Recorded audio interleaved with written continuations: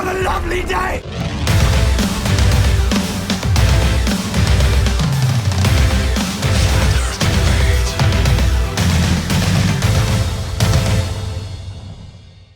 Welcome to Flat Earth Debate Live. I'm your host Nathan Oakley, and if you are new to this channel, or you've not done so already, then be sure to subscribe and hit the bell notification icon to keep up to date with the Flat Earth Debate. If you'd like to join the community debate, then go to nathanoakley.com and check out the Flat Earth Debate forum. If you'd like to support this channel, there is a super chat that runs alongside each of these shows while they are live. There's also a PayPal, Patreon and crypto link in the info box below the video. Most importantly, if you would like to join the discussion, simply mute the page you are currently watching, then click the link in the info box below this video to join the panel and express your views on the shape of the Earth. If you do join, please don't swear. If you do, you'll be ejected, and if you are, please don't try to rejoin the stream using sock accounts. You'll be warmly welcome back on the next stream. Please also share the show on social media. Sharing the show obviously increases the live audience, but this in turn increases the chances of a more diverse panel, so please share the show. And one last time, if you're new to the channel, or you've not done so already, then be sure to subscribe and hit the bell notification icon to keep up to date with the Flat Earth Debate. Now, we are joined by Travis, 10th Man, Ranty Flat Earth, Mind Warped, Chocolate Sane, Paul, and we've also got a whole bunch of Discord server people that I can't quite see at the moment, but very good to have you all. Hello. Howdy. Hello. Any signs of Earth curvature? Nope. Good morning. And no. Hey, Arwin. Hey, Chocolate. What's up? Sky. Any signs of axial rotation of the Earth-based variety? No. None whatsoever. I think I saw it at the start of a couple of movies once. Axial rotation? Yeah.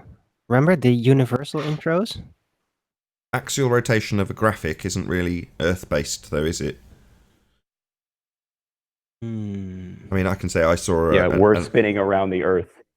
Saw an animation of unicorns, but so what? Yeah, but who took the picture? Of the unicorns? Of unicorn rotation of the Earth-based variety? Yeah, nobody. They're just CGI unicorns. They just made them up. Any scientific evidence? Yeah. Any scientific evidence of gravity?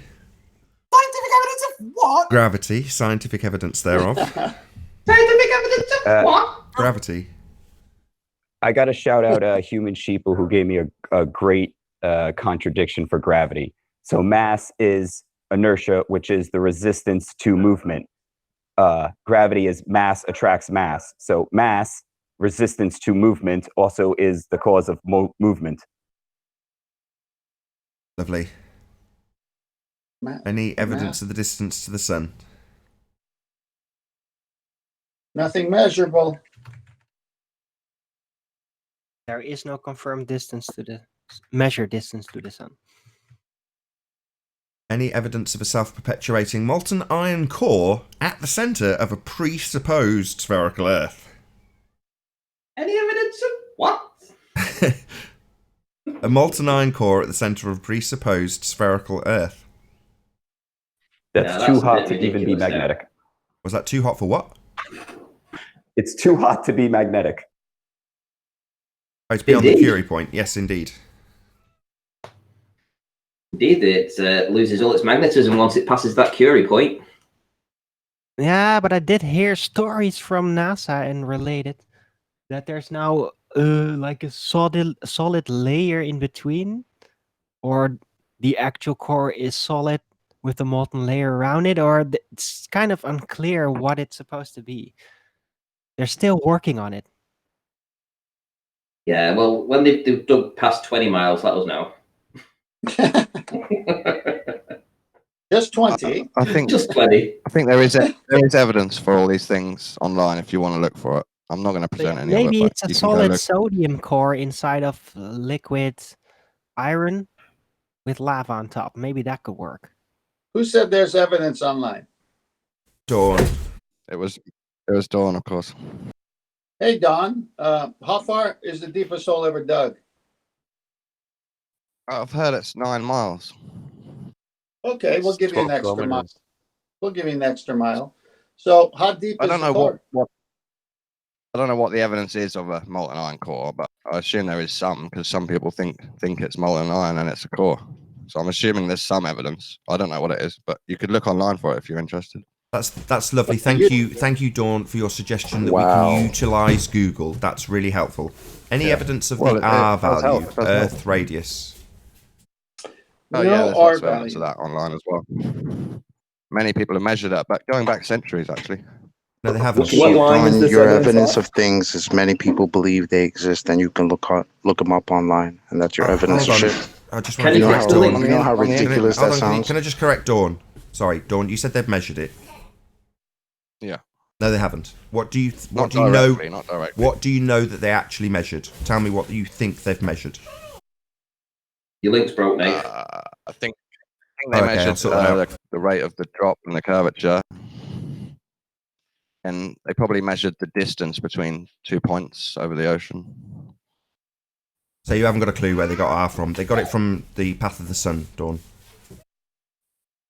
You sure? Got it from the lying piece of crap Google. Yes, Wait a minute, they got it from the Aristophanes. sun. Even if that's how they got it, I mean, that's still evidence, isn't it, of the radius of Earth's distance? No, because it goes above our heads, Dawn. So the assumption being that it's traversing the outside edge of a sphere. So it's based on a presupposition of a sphere, and then they derive it from the sun. Now that would give you a circumference, but they derive a spherical radius from that. So no, it's based on a presupposition. Based on presuppositions, isn't it? Yes. A lot of science is based on presupposition. Yeah, well then they haven't measured it, Dawn. You're just wrong. But they have evidence of the measurement. Shut up, Dawn. Shut up. Obviously. Shut your mouth, Dawn. We've had enough. You don't know anything. Don't tell us to Google search stuff. Okay, we know we've got Google. Thank you. Any evidence that you can have gas pressure without the necessary antecedent of a container for all the fundamentalist religious zealots who believe they have a sky vacuum? Dawn can't even let me. Right, Dawn. Right, I'm in the middle of a question, right? Now, most of the other panel, at least let me finish a statement. If you can't help yourself but interrupt the question itself, then you're not allowed to be here. Do you understand? This will be your last warning. Yes, I apologise. Any evidence that you can have gas pressure without the necessary antecedent of a container for all those fundamentalist religious zealots who believe the sky is a vacuum defying the law of entropy?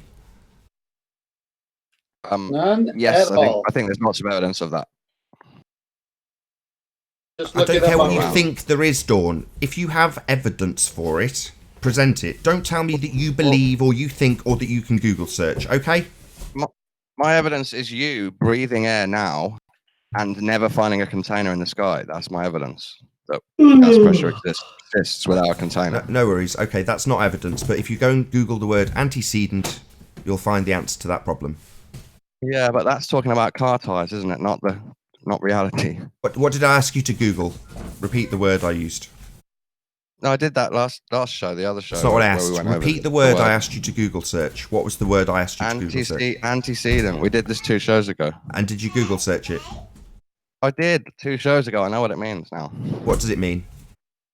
It means the necessary cause or thing that is needed for this phenomenon to happen. So, in other words, to have pressure, you need to press on something. Yes, that's right, Dawn. But the place where you're talking about that word antecedent being used is in a definition of how gas pressure on Earth works when we make it.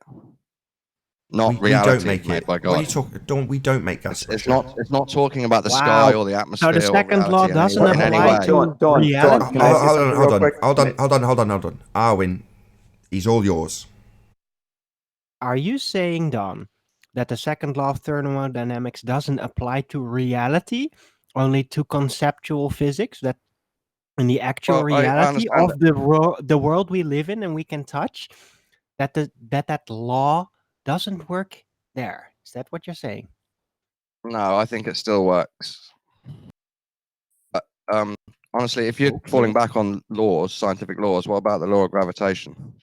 Should we consider that one? If we're saying scientific laws are true. I thought that You don't was just what declare you something's were a law and then it becomes a law. Well, Arwen just did, didn't he? He believes in the second law of thermodynamics. So sure, That has been demonstrated. but we can't consider the law of gravitation a law. Well, you can't quantify the gravitational So uh, so we just pick. so we don't consider it a We law. pick which It's just, laws. one, gravity is we not a consider force, laws. so it Oh. can't. No, it's not. You see, when you want to consider law, it has to be backed up in reality, like you said, right? Reality. So in reality, a not force of gravity cannot make acceleration. So we don't consider it, right? Because it's not a law. Because if it was a law, it would have a real force moving real objects, not a fake force creating something that does something. Okay, Well, so something's thermodynamics. moving real objects. So something's moving real objects. Well, yeah, that something has Yeah, to be a real relative force, not density a is, fake one. yes. So when we compare that to the reality of a container, there has to be something containing the air, not a fake something. It's the same thing. You have to show my in only reality. point is that if I was going to call in scientific laws, then I might do that later with the law of gravitation. No, but science doesn't make laws. Okay, do you understand? There's no scientific laws, right? There are just, and laws is again just a word that you're applying to things. What you mean when you say law is the concept of an observable phenomenon that never changes. So we will never see air without some sort of container for it to press on and create the pressure. That you can call it whatever you want to call it, but that's the observable fact. Well, come back to me when you found the sky container, and we can discuss Okay, how wait, it's all right, made, here, so how it's hold on, there, hold on. what I it's have a made point of, on that. how it works. Okay, so if you were in a How would body you of find it? water, Dawn, if you were floating in water, would you need to see the edge of the container or the pool to know that there's something containing that water?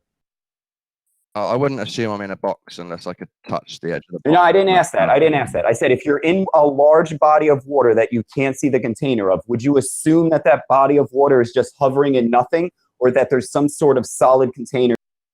Oh, yeah, I'd assume that it has edges to hold the water. Why would you assume that the water is being contained if Because you're in my experience, water needs, a bowl or something to sit in, doesn't it? Yeah, I would agree. Yeah, Right. so that makes sense. Okay, so now in your experience with air, right? Like how we use it when we make vacuums, and you'll see the air rush into a vacuum, and when you puncture a tire, the air releases. So we know that air is like water, right? In the fact that it needs a container. Just like water, you would say water needs a container. You can't say air. Just because you haven't seen it for the particular context of Earth. We're talking not about Earth, we're talking about the reality of the properties of the matter that we're observing. Okay, and one of the properties of water. I get the point, yeah. Okay, so do you have anything for it? If I want to compress and hold air, it does need a container in my experience. But I think we need to think bigger when we're talking about the whole sky in reality, honestly. Okay, but we can't consider the same we think bigger, right? We think bigger, but we don't change. We don't The defy only law. exception to this natural law is this presupposition that that's an open system, and you didn't even Reality confirm it sometimes yourself. You're breaks to just small assuming scale. it, and it's your only exception. Hey, Don, Reality can is I an ask you? exception to many things, Owen. Yes. No, it's not reality. The reality is constant. The only exception is in your brain. We can do more work and more studying, but I don't want to preach. If you do it and if you do that work and prove something that we don't observe, that's great. But until that happens, you're going against reality when you say the things you're saying. We can't so you can say maybe cosmology on an antecedent quote, can we? And presupposing a sky route. The We're quote not allowed is not to presuppose stuff, are we? That's naughty. Hold on. we didn't Can I presuppose that sorry, anything sorry, was guys, argument. give me just 1 second. Just 1 second. Guys, just 1 second. Dawn, you accepted that the antecedent, a bowl, for your boat trip was acceptable because without the bowl, the water would dribble away. Right? So you have accepted. Dawn, you have accepted that. It is okay to accept an antecedent, the necessary requirement for something to be there in the first instance. Yes, an antecedent is a perfectly reasonable acceptance. Yeah? Yes. And the Dawn, I haven't finished. I'll give you one last warning, right? When I'm talking, Dawn, you absolutely do not interrupt me. I'm drawing the conclusion to this.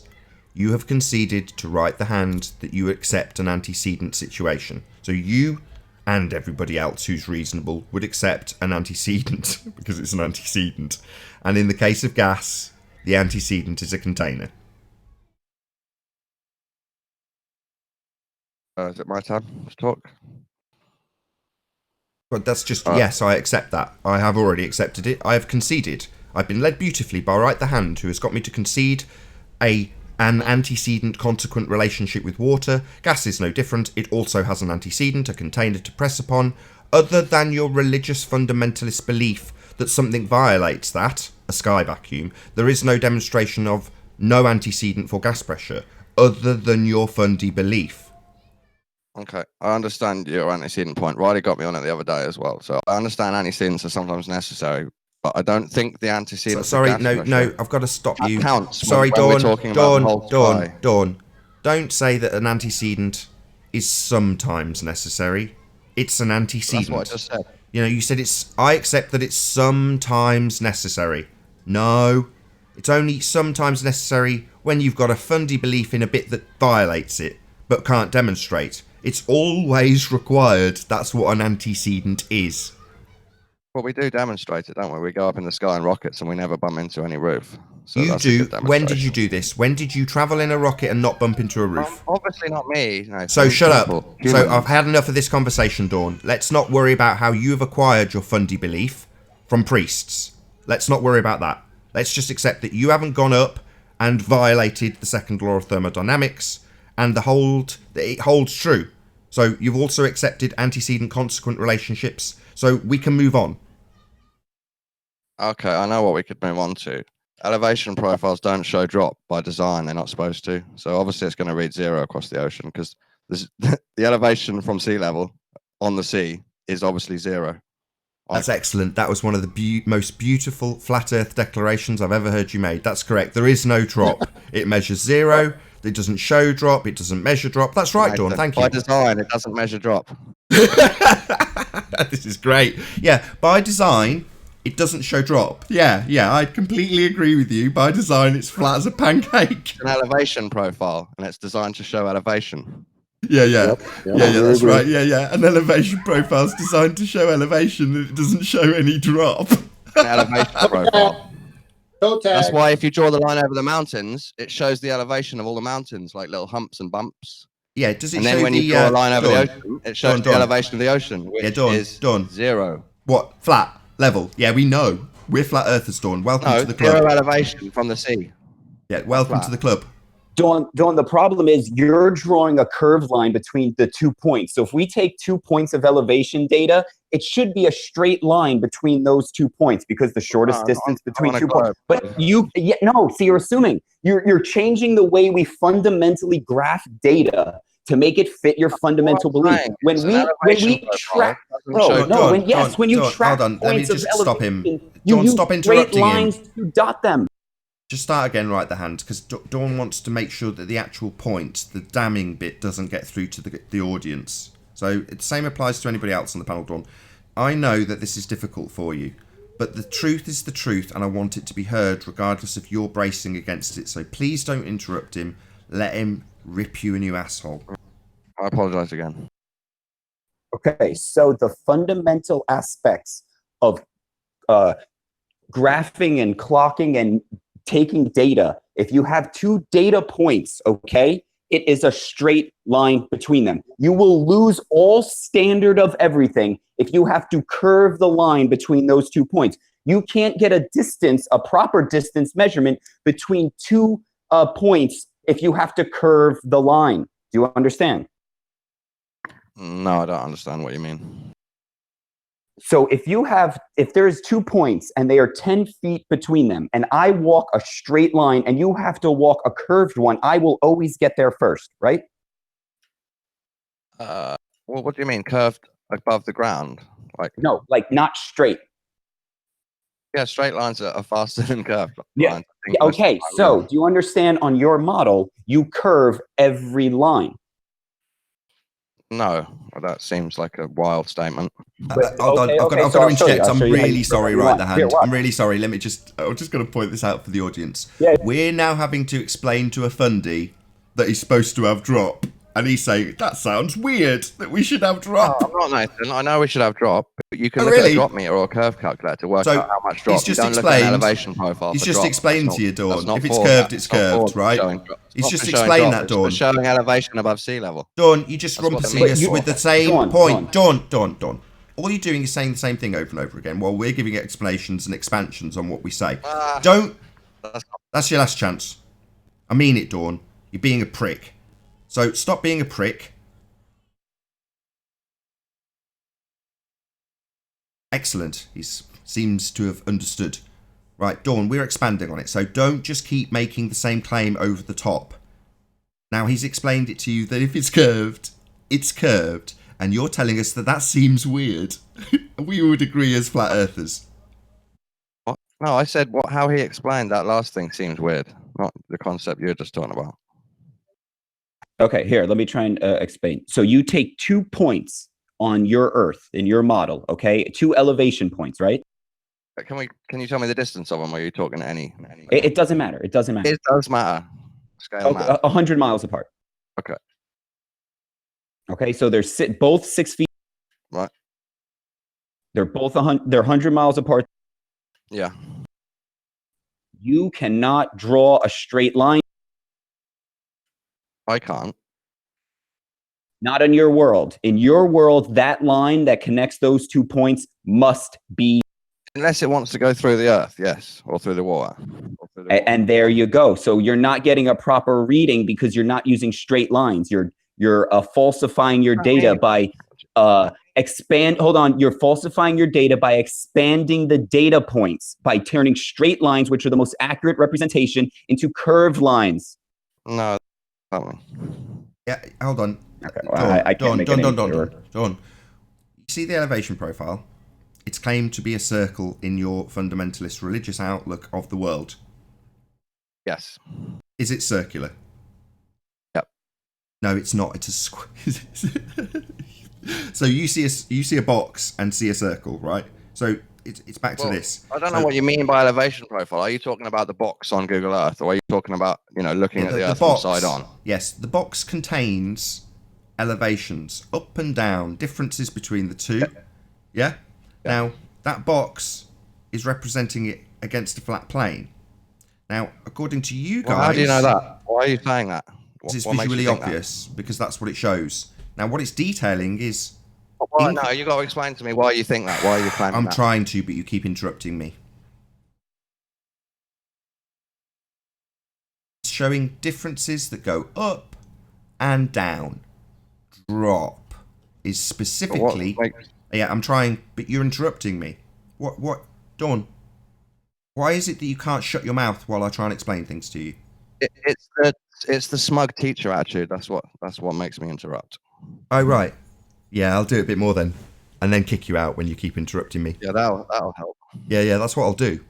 Just don't interrupt me. Yeah, I'm smug because I know at a fundamental level the Earth is flat, and the only thing that deviates from that is people's religious belief about it being spherical. And in this instance, we've got this quite eloquent example where we have specifically drops being measured, elevation profiles.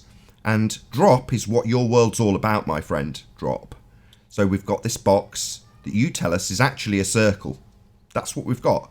Circling a square or squaring a circle, whichever way you want to look at it. Yes, they've shown the graph has the flat bottom and a flat side up the top. Yeah, they've used a square graph, a normal square graph, to show an elevation profile between 2 points. Yes, that's what Google Earth does. Yeah, and what's an elevation profile? It's not for showing drop.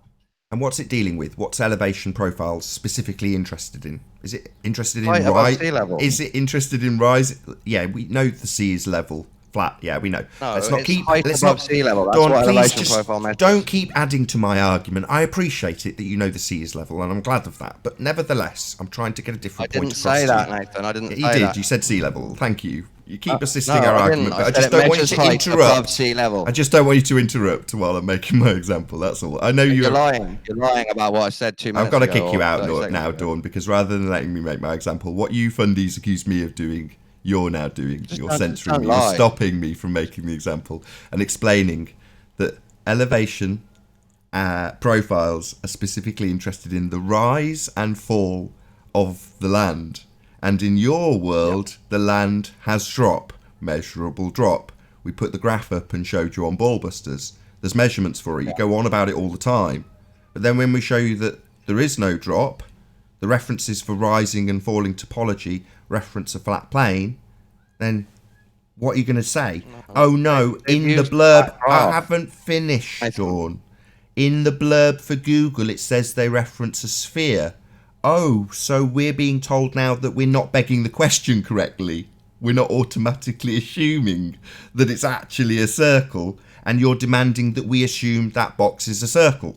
That's what we're being told. We're not begging the question properly. That's what I'm getting told in the comments. It's It laughable. references a sphere, but it's using a flat graph because it's zoomed in. Innit? Yeah, It I helps just you said look that at to different you. scales, That's longer yeah, lines, yeah. shorter lines. Don, I don't need a repetition of what I've heard from the commenters. While they tell me that they're laughing at me, they tell me that I'm not begging the question correctly. It's beautiful. I don't know why you find this beautiful. I know you're conning some people with this weird. A flat Don't call graph me a means liar and flat don't Earth. call me a con man. I'm How surprised dare that you? there's Right, no elevation Don, over I'm the gonna sea. have to shut you up. Right, I've had enough of you now, so I'm gonna shut you up because I'm not gonna be called a charlatan and a liar by you. I'm not lying. Stop lying. Yeah, I'm not gonna have it. I'm afraid, Dawn. Yeah, I'm not lying. I'm not a charlatan. I'm not deceiving people. The Earth is obviously and observably flat. This is amusing because we have a situation where we have to convince people that what we see and what we experience, flat and level, is actually not flat and level, but a circle. So we're being told a line or a box is a circle. That's the situation. It's nice and simple for once with Google Earth. It's so beautifully simple that we can say, yeah, you need that square to be a circle. Sounds like this Nathan. This is why I would say this reminds me of a movie. I don't know if you've seen They Live, where the guy's trying to force the glasses on the other guy, and they end up fighting. Okay, so this is what's happening here right now. You're saying, Dawn, look, this is the evidence, this is the information. Have a look through these lenses, these glasses, and he's just resisting with all of his might to the point where you two are now almost fighting. You see, so this for me is definitely psychology here. Dawn isn't able to see what you're trying to explain, which is clear evidence, right? But we're up against something bigger than just providing somebody with practical or a demonstration or anything like that. So I don't think fighting.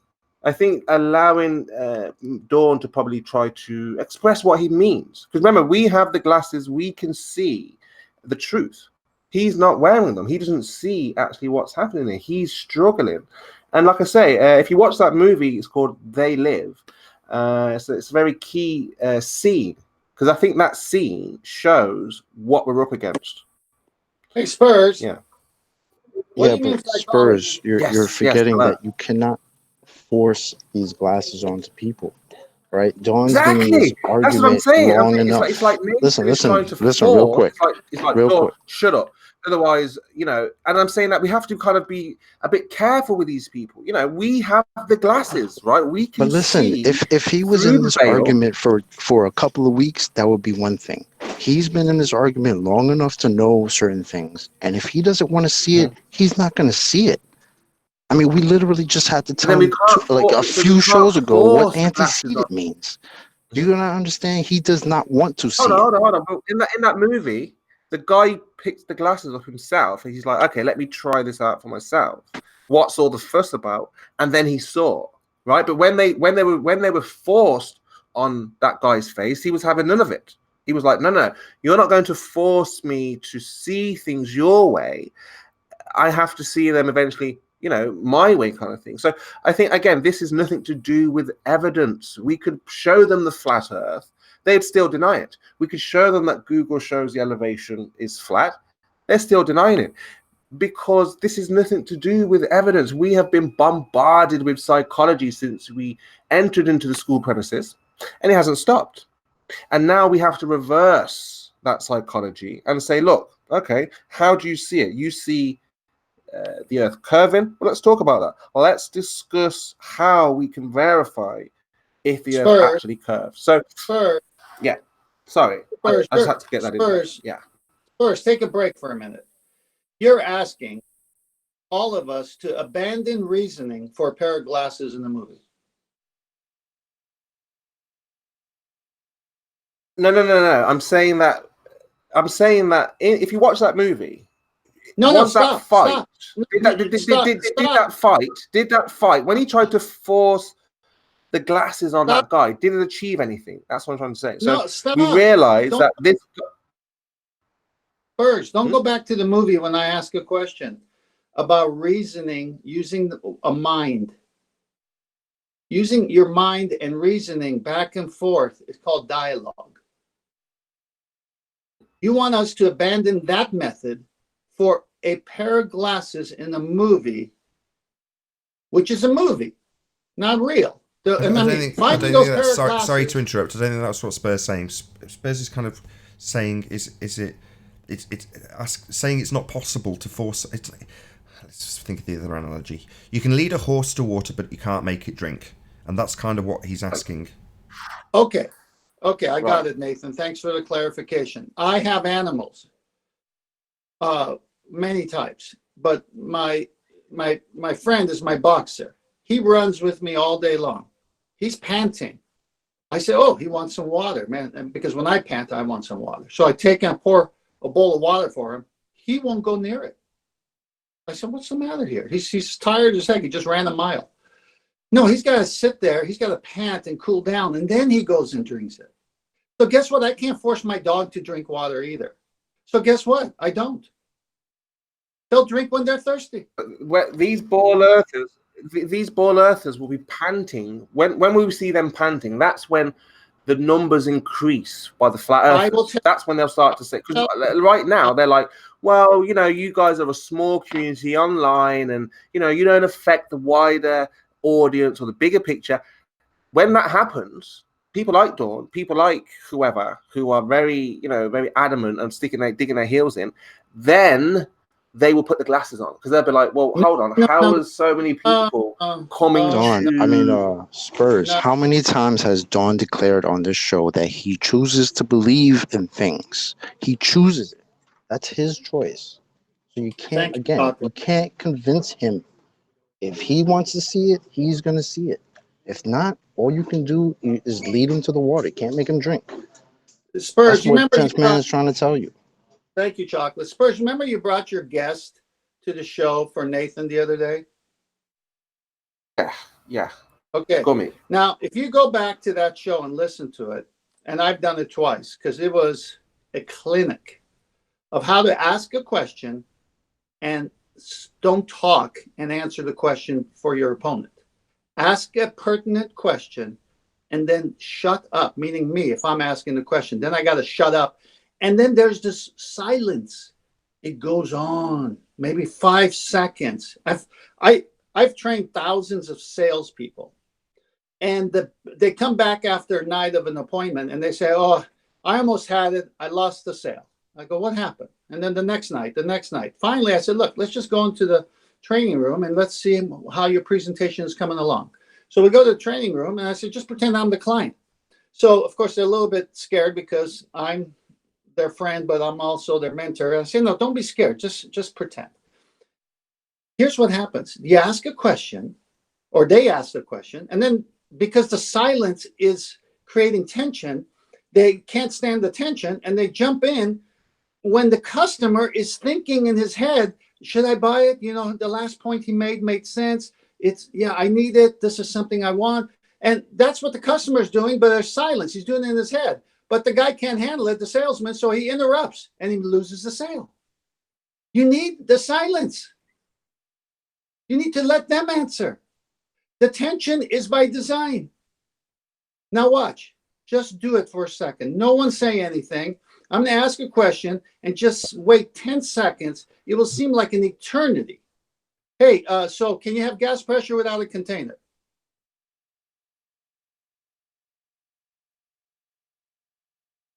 Dawn's not here. He's lasted gone. six. He lasted 6 seconds. After 5 seconds. Six. You talk after 5 seconds. Are you talking to me? I thought you were talking to Dawn. Sorry. So no, I'm excellent, talking to you. excellent example.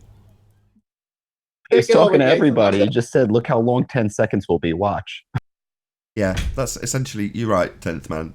When it comes to tension, often the person who's applying the tension doesn't appreciate that it's actually them that's applying it.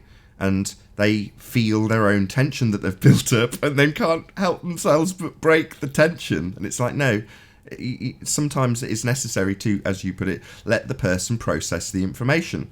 And that happens on the show, and often other people on the panel can't help it because the tension is so much that they feel compelled to jump in for the person who is actually having the tension applied to them. In this case, or in Gummy Bear's case, he was the person that was under pressure. None of the panel were.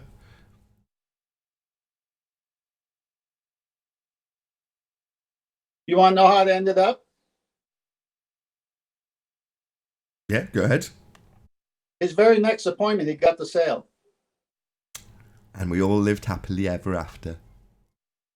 We did training after that. I saw that it was a great need after that. I figured, well, if it's happening to one of my sales agents, it's happening to most of them. So what we would do, we all get in a room and we would take turns so that there was not one leader. And everyone would ask a closing question on one of the products we were selling. And then everybody would have to just not say anything for 30 seconds.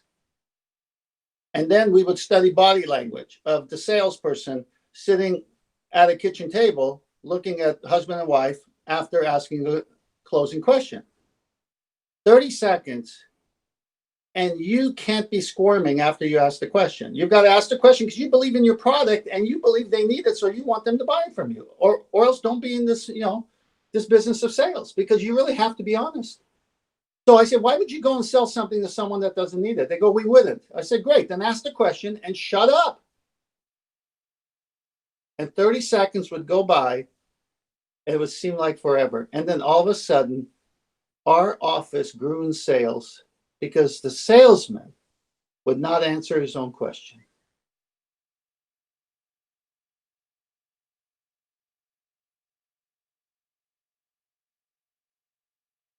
I'm amazed how politely everyone sat and listened through that.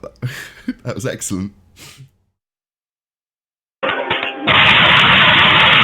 Oh, Paul, you've got something wrong with the microphone. Hold on just one second. That's pretty bad. Yeah, you've got a load of problems with your mic, Paul. It's really distorted. If you can just drop and try rejoining, maybe. Go ahead, Spurs. So the ball earthers have been hit with a double whammy. Okay, so on the one hand, they've been told that the flat earthers are morons and, they don't know anything, they can't work. So in their mind, they're thinking, when I approach a flat earther, this will be easy. I'll just be able to demonstrate whatever. And then they find out, well, hold on, it's different to what they thought, right? It wasn't what they thought. Now they find themselves in a 2, 3, 4 hour conversation, days now with that flat earther, going back and forth for what they initially thought would just be a walk in the park. Okay, so that's the first blow. It's like, oh, okay, the flat earthers seem to know what they're talking about. So now, they didn't realize that they don't have anything to demonstrate. So they have all this information, all of this knowledge, but they don't know how to demonstrate it. So what I was thinking is it's very tiring to be a ball earther. That's when they get frustrated and they don't last. So they think, right, well, let's just turn this into a pantomime because I don't have any more than, what I've been told.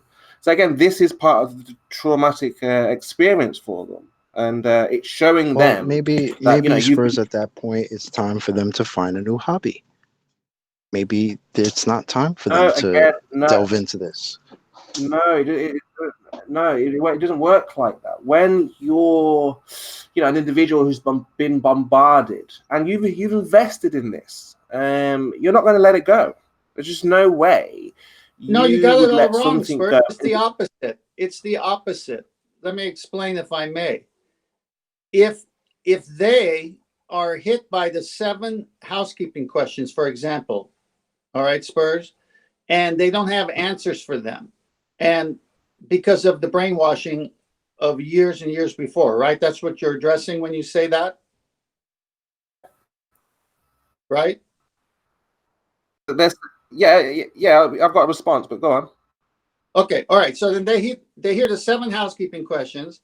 They're formulating in their mind how they're going to answer them based on their globe Earth training and nothing but the globe Earth training over all the years, the pseudoscience. They can't answer them. They resort to ad homing, which means they've proven that they're disingenuous. They don't really care for the truth. Now, you, on the other hand, see that struggle. Let me finish. You, on the other hand, see the struggle that they can't answer 7 housekeeping questions, and they resort to ad homing, which proves they're disingenuous about their search for truth. And you still want to help them? yet, because that's not what the case is. You're looking at this. Just in my mind, I think you're looking at it incorrectly. Okay, so when a ball earther enters the arena, again, they're under the impression. They have an idea. They have an expectation. Okay, so they've been given knowledge. They've been given information. So hold on, please. So what will happen is how they see it is, okay, I enter a discussion. I'm armed with, whatever information I have. But if there's something I don't know, let's say, Nathan or Anthony or John or myself, whoever brings a point up where they feel they can't answer, that individual, in the back of his mind, he's thinking, well, somebody has the answer. Somebody will be, and that's how initially I was, and I think that's how most people are, is they think, well, if I don't know, somebody else does, right? And that's why they're so resistant, because they're thinking, no, in the back of their minds, they're thinking, no, somebody has the answer. Just because I don't know, somebody, and that's what we're dealing with. We're dealing with an idea. Let's put that to the test so we don't have a lot of verbal diarrhea here from my end or yours. Ask me a question and pretend I'm a baller. Just ask me one of the housekeeping questions, and I'll be a disingenuous baller as well as a genuine baller, and I'll be the genuine baller first. So ask me any housekeeping question, pretend I'm a baller. I mean, any size of gravity. I mean, for the sake of but I understand as well, like I say, where you're coming from. Ask me the question. I'm going to put to test your theory. Okay. Ask me the question.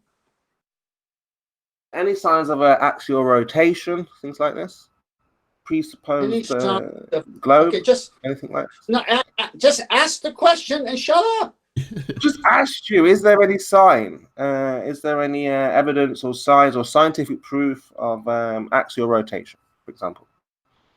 Okay, so axial rotation, any signs? Well, I'm looking out. I don't see anything spinning, but I've been told things are spinning. You know what? That's a good question. I'm sure we're spinning. I just don't know why I'm not feeling it through my senses. Can I get back with you on that? Now, that's a genuine baller. Now, I'm going to get, hang on. Let me role play now the disingenuous baller. Oh, he's right. He's got me. There's nothing moving, but I'm not going to lose this. No, you know what? You flat earthers, you're stupid. Gravity is a law. It's a settled issue. The earth is big. Can't you see the pictures from space from the ISS? Oh, you stupid flat earther. Right. And again, why do they react like this? And I've tried to illustrate why there's this reaction. Because why? Yeah, the reason why they react like it. No. Yeah, the reason why they react like it. You're asking why they react this way. Why does manure smell like shit? That was much because better. It is. That was a much better example of a disingenuous baller answer. Yeah, Spurs. Manure smells like shit. Again, listen, the reason why they respond like this, because I've spoke with a lot of them, and in their head, somebody has the answer somewhere, and when you pin them down to you as the individual, well, that's when they panic, right? They realize, okay, I haven't done it, not me. They say somebody. They speak in we. They speak they. They've done it. We've done it.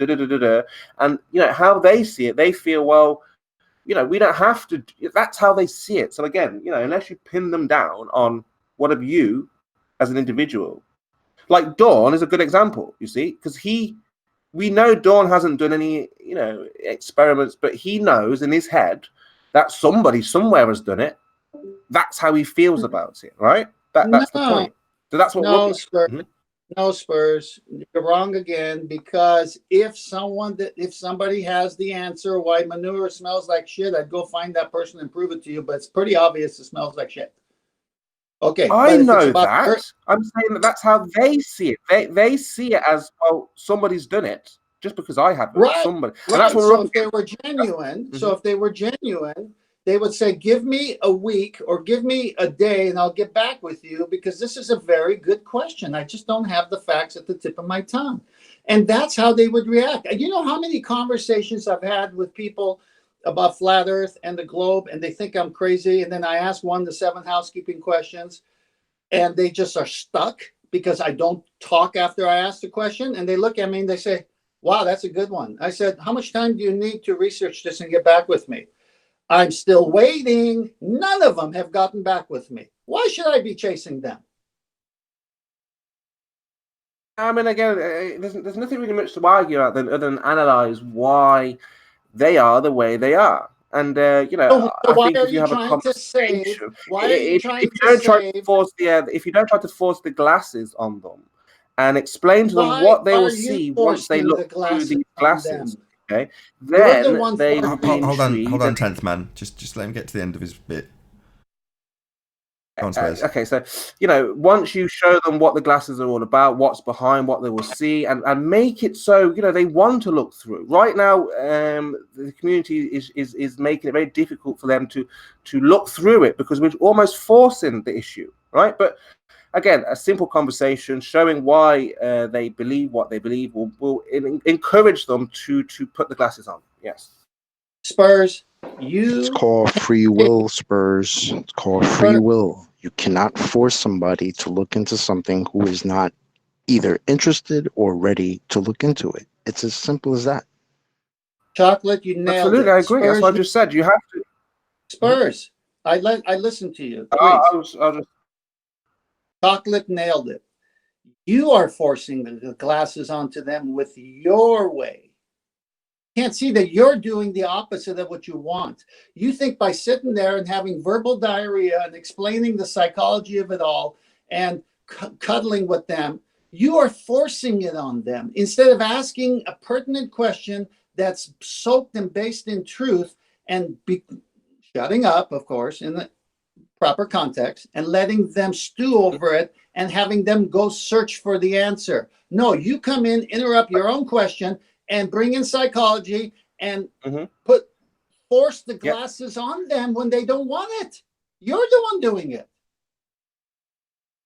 I'll give an example of how I've been able to encourage the opposition to maybe take a peek through those glasses without forcing. Okay, this is by me understanding their experiments. I know we don't like to call them experiments, but again, if I work with, you know, what I see someone who's going through trauma. Okay, you see ghosts. We believe in ghosts. You think Cavendish makes a force. Okay, let's talk about that. Okay, so for example, the Cavendish experiment, okay, you know, we've argued back and forth about how it should work, what the force is what the cause is it science, okay? So I've said to them, look, okay, Cavendish, great experiment, fantastic experiment, but it needs to be done in the correct parameters, okay? So I was saying to them, if Cavendish was in a vacuum, the balls wouldn't move. There'd be no force. There'd be no reason why the balls would move together. Now, they took an interest in this, okay? They were scrambling, looking for videos of Cavendish in a vacuum. This prompted the idea that, well, hold on, chemo can't be right about this because the force is there. So even in a vacuum, that force would still be there, you see? Now, they've picked up the glasses because now they haven't put them on quite yet, but they've picked them up at least. And now they're looking for Cavendish in a vacuum because they now realize the variable hasn't been removed. Now, I didn't force that on them. I just said, look, okay, if Cavendish is a viable experiment and you want it to be viable, well, let's remove all the variables. Let's look at what is the cause of the balls moving, okay? And now... Bullshit. And now they're exploring that option. Okay, we need to see Cavendish in a vacuum to ensure that that force where we think a variable is the cause is actually there. So that's just one way. That's one way. So you've conceded, Spurs, experiment when it's not an experiment. You've conceded a man-made device rather than observing it in natural phenomenon, nature itself. And you've conceded the vacuum of space that doesn't exist. Look what you've done. You've for the benefit. Like I said, you're making them more blind. Look, if a therapist is speaking to someone, Spurs, I can't stop him interrupting you and then not stop you interrupting him. Go ahead, 10th man. Thank you. Spurs, you got to finish. Let me finish. You're making them more blind. You've given them 3 things that don't exist. To point out something? Here, take some more cyanide and then I'll give you the cure. Not quite. Again, if somebody believes in ghosts, Okay, if I just outright say you're crazy, there are no ghosts, they won't open up. They won't tell me their experience. Now, if I say to them, okay, let's go with it. There's a force that you believe is the cause. Okay, let's talk about this. Let's experiment with this force. Now, my understanding is the force, there's a force, atmosphere, wind current, whatever it may be, electricity, magnetism, whatever it may be. I believe that to be the cause. They would say, oh, no. This would work in a vacuum. Hold on, 10th man. Sorry? Go ahead. Can we role play this? Yeah. So they would respond and say, well, just role play it with me. Let's not role play it. Let's just let him get to the end of his statement. I just want to get it out. So, yeah. So they would say, well, of course it works in a vacuum. Of course there's a force. So once we verify, once we all witness no force in a vacuum, then your question, 10th man, my question, and everybody else's question that's on the tip of their tongue, is there a force, is answered overnight in that moment. No force, and in fact, that would prove it. That would show it to a lot of people. Well, there's how are these things moving? Right? It'd be interesting. What is the cause? So again, this would open up many doors and many questions because we would want to know, well, what's the cause? What's the cause of the two balls attraction? The attraction. You see? So yeah, that for me is them at least picking the glasses up, like I said, and maybe trying to look through our eyes also. Because remember, that's how we see it. There's no force. We want them to accept no force.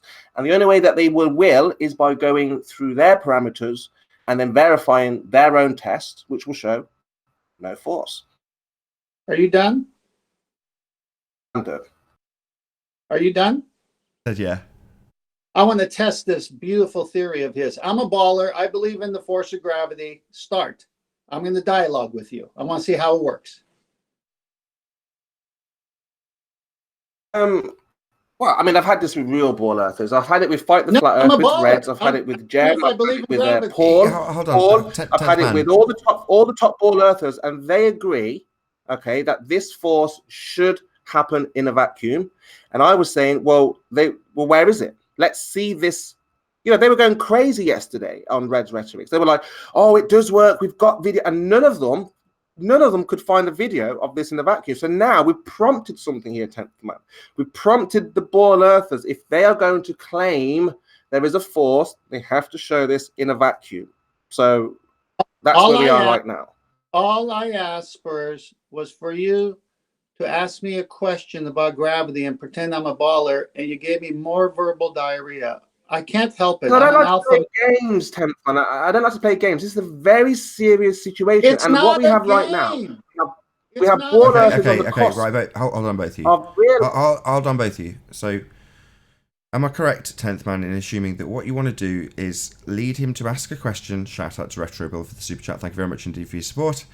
You want to lead him to ask a question and demonstrate to him where he is begging the question for them. Is that correct? Am I correct in that? Yes, but that's not the whole thing. What I want to do is I want to be a baller for the moment, and I want to see how his theory works out if I play the role of a baller and see how long it takes between what he says and I say. And then I want to repeat that with us doing it the way we do, which is asking a question, like one of the 7 housekeeping questions about gravity, and then allowing me to go through the normal way, which is don't answer the question for them. Don't beg the question for them. So, yes, I want to do that. You actually think like a ball earther, though. That's the problem. What do you think I'm saying here? But I don't think you would. Okay, so you think, you're a ball earther. You think gravity is a force, yeah? Yes, I do. Yes, I do. I believe gravity. So, do we have any experiments? Do we have any experiments to show that this force is real? Yeah, I mean, look, Newton came up with it. I mean, he was a smart guy. Mass attracts mass. It's in all the science books. Are you telling me you, some guy over there in the UK, you know more than these guys? Come on, you're nuts.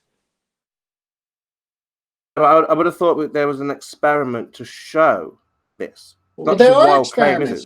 Cavendish, I can drop this mic. It's going to fall down. There's acceleration. Hey, if I drop it, there's something pulling it down. What? I mean, how do you think the oceans and everything stick to this earth? Come on now, wake up. We're in the 21st century. Okay, so do you have any experiments that show mass I attracts mass? just told you all of the science books. What, did you fall asleep in science when you were in school? It's in all the science books. You think it'd be there if it was a lie? Come on. That's not how the ball earthers would go about this. They would say, look, we have scientific evidence. Here was an experiment. And then we would shoot them down about this is not an experiment. So you haven't highlighted all the experiments that you think you have, right? Excuse me. I won. You lost. You violated. You went to describe a ball earther when you're a flat earther.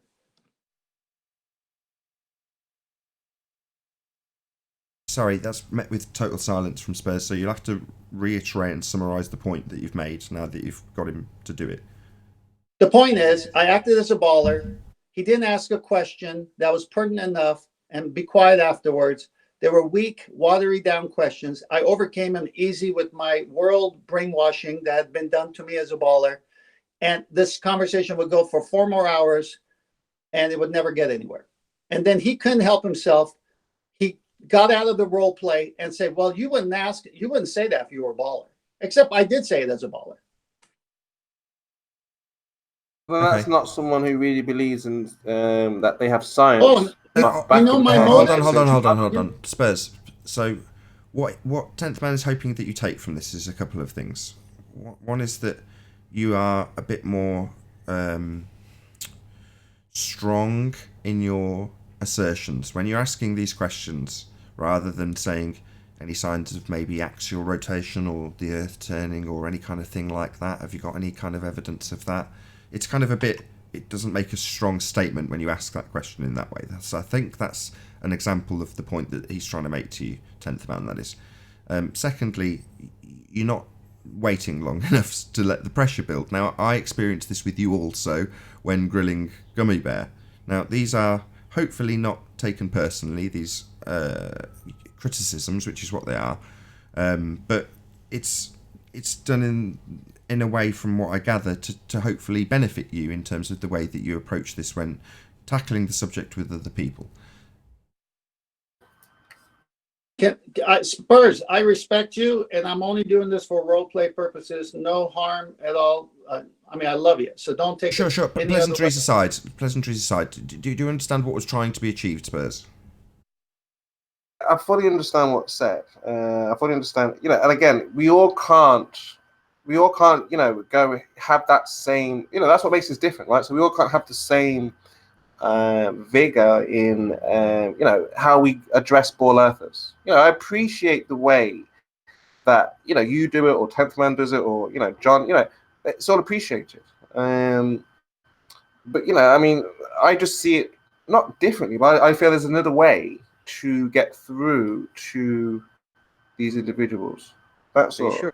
And I feel like I have. I feel like they are now looking into their own claims. Like I say, with things like Cavendish, they were satisfied with Cavendish, and now they're questioning Cavendish, right? And with that, I'll say if you're watching this on the Nathan Oakley premiering stream, then stay tuned, as there will be an after show to follow. However, if you're watching this live on Nathan Oakley 1980, unfortunately this is where we bid you farewell. A massive, huge, enormous thank you for tuning in, subscribing, liking, sharing, and all that good stuff. Also, a massive thank you to all of you who hit the super chat. Again, a massive thank you to all of today's debating panel for making this debate possible. Be sure to check out nathanoakley.com and the Flat Earth Debate Forum. I've been Nathan Oakley. I'll see you all in the next video, and stay tuned if you're watching on the Nathan Oakley premiering stream. Oh, what a day! What a lovely day!